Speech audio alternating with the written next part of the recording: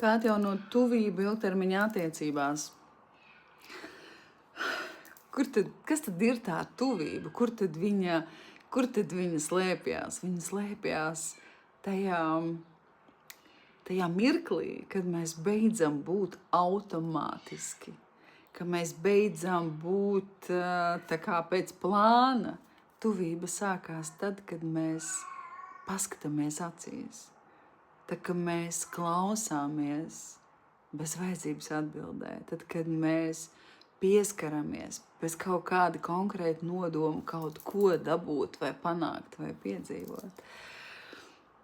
Atjaunot tuvību, tas nozīmē atgriezties pie tā, ka mēs esam klātesoši viens otram, ka mēs atgriežamies pie vēlmes būt viens ar otru, redzēt viens otru, dzirdēt viens otru.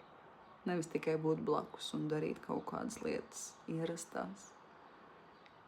Skaties acīs, pieskaries, pieglaudies, vienkārši paēsi. Un tad lūko, kā tā tuvība atjaunojās. Viņa ir tur. Skaties, pieskaries, dzirdi.